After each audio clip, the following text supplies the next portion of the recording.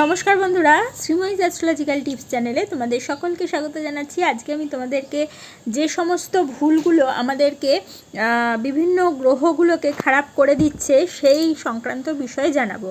অর্থাৎ যেই ভুলগুলো আমরা অজান্তে বা জানতে করে ফেলছি, সেই ভুলগুলো আমাদের বিভিন্ন প্ল্যানেটের কিভাবে দুর্বলতা তৈরি করে সেটা নিয়েই তোমাদেরকে আজকে জানাবো।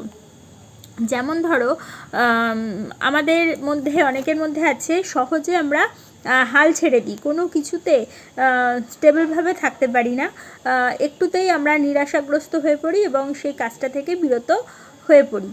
এটি আমাদের কিন্তু শনি গ্রহকে একদম উইক করে ফেলে। সেই কারণে আমাদের কোনো কিছুতে যদি আমরা দুর্বল না হয়ে মানে সহজেই হাল ছেড়ে না দিয়ে সেই কাজটা করতে থাকি, তাহলে কিন্তু আমরা ইজিলি আমাদের স্যাটার্ন প্ল্যানেটকে পাওয়ারফুল করতে পারবো। অনেকের মধ্যে দেখা যায় আমরা অপ্রয়োজনীয় প্রচার করে থাকি, অনেক সময় যেটা প্রয়োজন নেই সেই ধরনের কথাবার্তা আমরা আলোচনা করি, একে অপরকে বলে থাকি, এবং যার ফলে কোনো আমাদের সেখান থেকে আমাদের কিছু পাওয়ার থাকে না, উপরন্তু আমাদের সম্পর্কগুলো খারাপ হয়, বা কারোর সম্বন্ধে কাউকে কিছু না জেনে না বুঝে প্রচার করার ফলে বা বলার ফলে আমাদের মধ্যে একজনের সম্পর্কে আরেকজনের মনের মধ্যে বিভিন্ন রকমের মানে একটা বাজে ফিলিংস তৈরি হয়ে থাকে। অর্থাৎ না বুঝে না জেনে কোনো কিছুর মানে সুষ্ঠু প্রমাণ না পেয়ে কারুর কাছে কোনো কিছু আমরা ইজিলি যখন বলে থাকি বা প্রচার করে থাকি, সেটা কিন্তু আমাদের বৃহস্পতি গ্রহকে ভীষণভাবে খারাপ করে দেয়। সেই কারণে আমাদের অবশ্যই উচিত যথাযোগ্য প্রমাণ ছাড়া কখনোই কাউকে কারুর বিষয়ে বা কোনো কিছুর বিষয়ে সেগুলো বিষয়ে আলোচনা করা বা কারুর কাছে কোনো কিছু বলা বা প্রচার করা কখনোই কিন্তু উচিত নয়। তাহলে অতি সহজেই আমরা বৃহস্পতি গ্রহকে ঠিক রাখতে পারবো। অনেক সময় দেখা যায় আমরা না বুঝে না জেনে বা হট করে আমাদের মাথা গরম হয়ে যায়। শুধু মাথা গরমই না, অনেক সময় আমরা বাড়ির মধ্যে বা অফিসিয়াল জায়গায় বা রাস্তাঘাটে যে কোনো জায়গায় আমরা দেখা যায় কিছু কিছু ব্যক্তি চিৎকার চেঁচামেচি করে বা অতিরিক্ত মাত্রায় তারা চিৎকার করতে থাকে বা তাদের ঝগড়া করে। তাহলে সেক্ষেত্রে তারা কিন্তু তাদের মঙ্গল গ্রহকে দুর্বল করে ফেলছে। সে কারণে এই ভুলটা কখনোই করা উচিত নয়।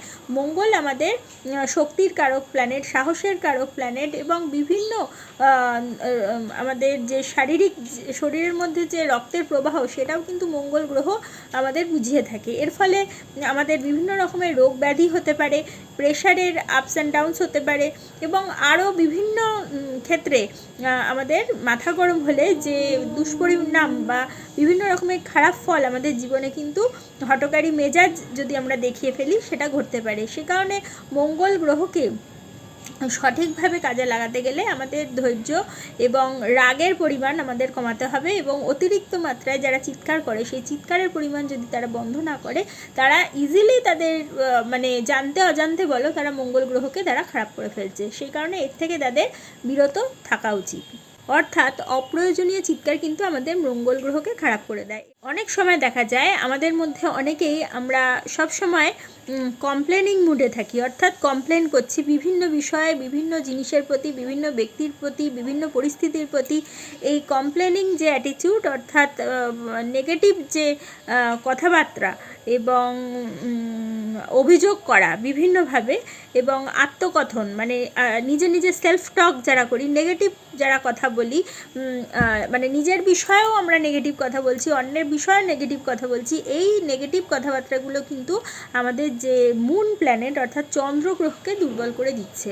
আমাদের জানতে অজান্তে কিন্তু আমরা আমাদের চন্দ্রগ্রহকে দুর্বল করে ফেলি। সেই কারণে অবশ্যই আমাদের উচিত আমাদের নিজের বিষয়ে সবসময় পজিটিভ কথাবার্তা বলা এবং অপরকেও পজিটিভ রাখা, এবং অভিযোগ যেগুলো আমাদের মধ্যে অতিরিক্ত মাত্রায় বিভিন্ন বিষয়ের প্রতি আছে সেই অভিযোগগুলোকে আস্তে আস্তে কমিয়ে ফেলা। তাহলেই দেখতে পারবে তোমাদের চন্দ্রগ্রহ নিজেরাই তোমাদের পাওয়ারফুল তোমরা করতে পারছো। অনেক সময় আমাদের বন্ধু সিলেকশন আমরা ঠিক করে করতে পারি না।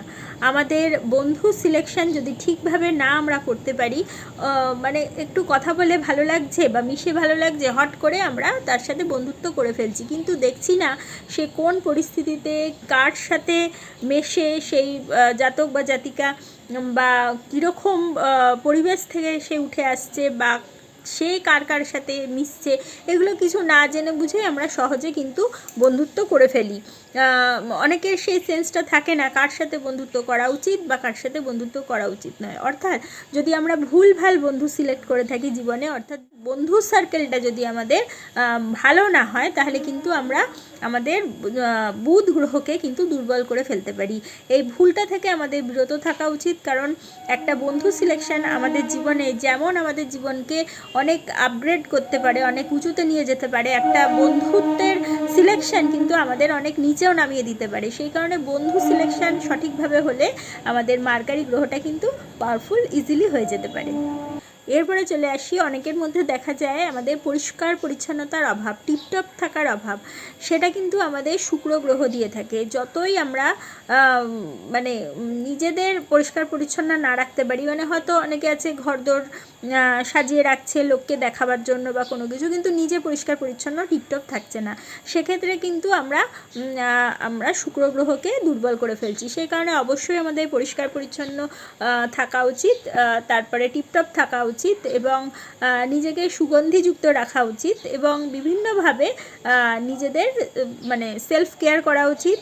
স্কিন, হেয়ার এবং নেলসের, বিশেষ করে আমাদের বাহ্যিক, আন্তরিক তো অবশ্যই প্রয়োজন, বাহ্যিক সৌন্দর্যটাকেও সঠিকভাবে মেনটেন করা উচিত। সেটাও কিন্তু আমাদের শুক্র গ্রহকে ভীষণ মাত্রায় পাওয়ারফুল করতে সাহায্য করে। অনেকের ক্ষেত্রে জীবনে কোনো বাঁচার উদ্দেশ্য থাকে না, সেক্ষেত্রে তারা কিন্তু এমলেস লাইফ লিড করে।